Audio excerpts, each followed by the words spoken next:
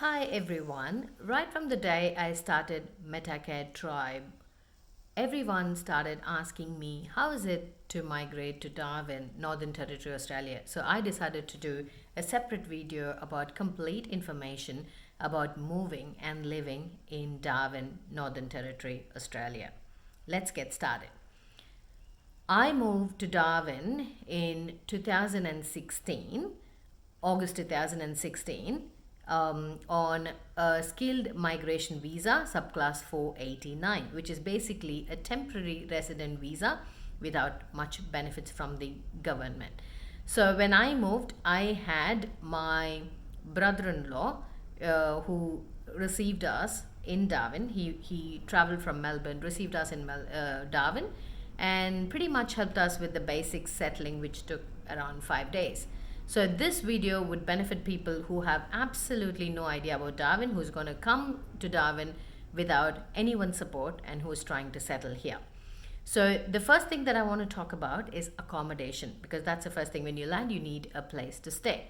So I would suggest doing a bit of research before you move to Darwin or any part of Australia in the local groups. So I will do a separate video about how to find a cheaper or economical accommodation, even if you have no idea about the city. So first thing would be to go to the local forums and local groups and search for rental accommodation, or Airbnb these days are very commonly accessible.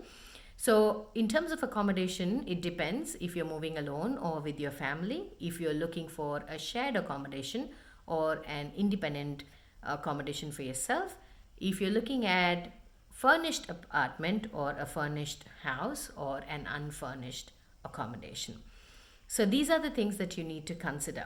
So but when I say shared accommodation, which means in a house that you will have people sharing common facilities like kitchen and shower and toilet and the common area. You might get a room with a separate bathroom or just a room for yourself, and the bathroom would be shared. So these are the things that you need to ask the landlord or the owner. What are the common facilities that you can avail? And if they say they call it lease, they don't call it rent, they call it the lease amount. So the lease amount would be including bills or excluding the bills. When I say bills, the bills can include gas, it can include power, it can include water charges, it can include internet. These are the common things that would be included under bills. Again, it's better to clarify. Okay, and so that's about shared accommodation. If you're taking a private separate accommodation, it could be in the form of a unit, which is the normal apartments in India. They're called as units here. When you have a house, which means a separate house, like a separate fence and separate bins, there's nothing common, you have your house for yourself. So these are the different terminologies you'll come across when you look for accommodations. Compared to other cities, if you want to buy a house or even if you're renting a house, accommodations are a little pricier in Darwin, for the fact that all the houses are because they are highly prone to earthquakes and tsunami, because it's closer to Indonesia. They're all earthquake proof and cyclone proof, and so the construction cost is pretty high. So that's the reason the housing prices are comparatively on the higher side compared to other cities. So second major thing would be job. The moment you land in Darwin, you will start searching for jobs desperately. So with respect to Darwin, the main thing to consider would be the time you migrate, because there are basically two major seasons, wet and dry. Okay, from June to October would be the very, very ideal time to migrate, because that's the dry season where you have most of the businesses open. The climate is pleasant for Darwinites, whereas by wet I mean it is pouring, really pouring, heavy rains, floods, and I was there when Cyclone Marcus completely destroyed, or not completely, like destroyed Darwin to a greater extent. So these are the things you have to consider when you move. So I wouldn't say you can't move, but the possibility or the probability of getting a job would be very, very limited. during November to May. So half of the businesses close down during that time. So the two seasons, dry and wet. So dry will be hot and humid, and wet will be wet and humid. So if you're used to humidity like me from Chennai, it shouldn't be a real hassle. So that's number two. So jobs. So coming to the job aspects, there are a lot of jobs in the admin or customer service.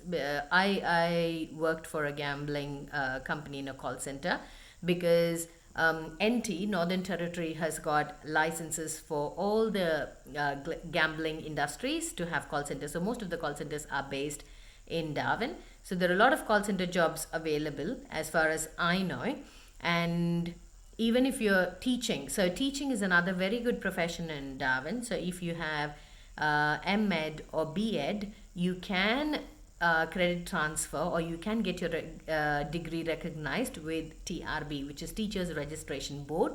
And getting a government teaching job in schools is very, very high paying, and it is comparatively little flexible than the other states in Australia, I should say.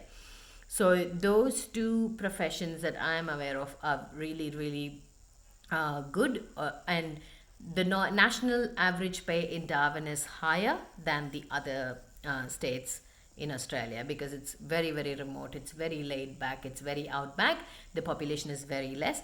There's also government incentives. Now the NT government is offering for migrants who are moving to NT. I would do a separate video with complete information about the offers and bonuses that the government is giving to new migrants.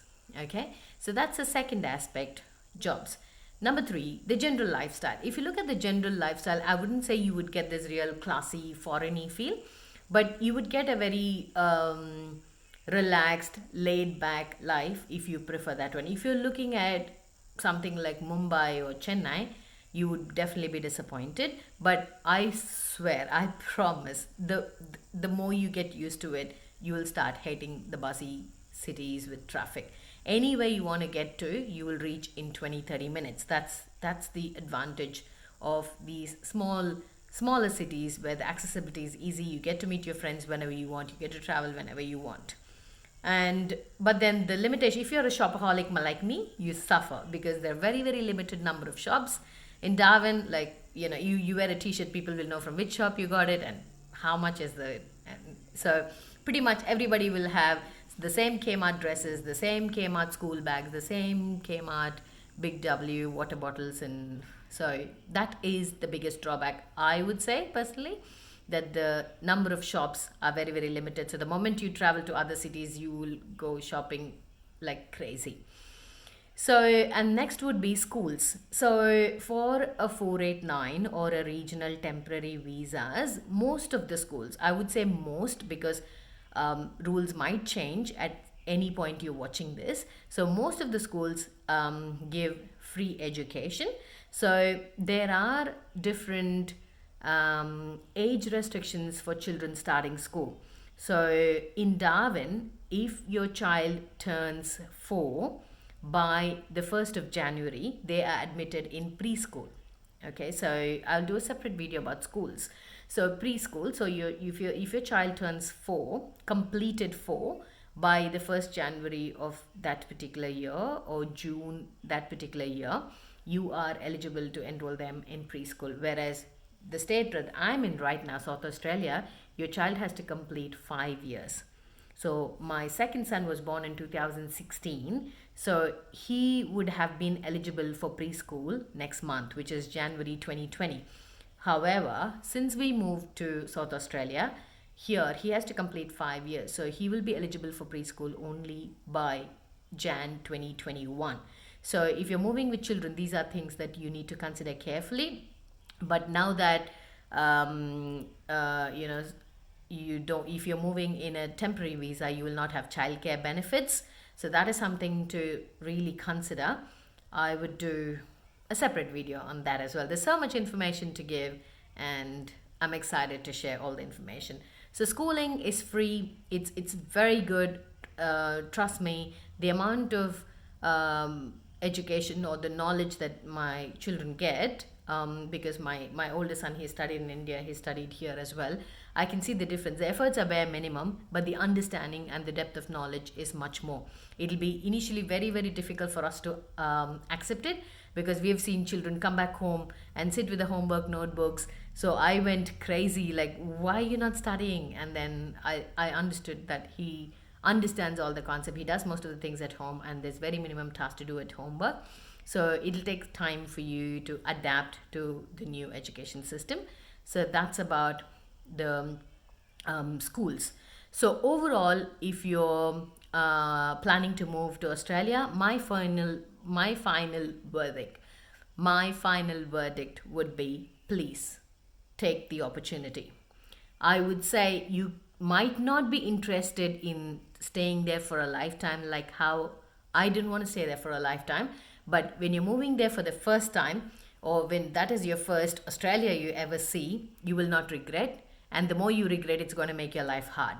So my advice would be, use that as a stepping stone, establish yourself well, and in terms of finances, in terms of knowing the culture, in terms of knowing the systems, and then you would be in a position to analyze and assess and move if you want to, or settle down there. It's definitely not a bad decision. It's definitely not a bad place.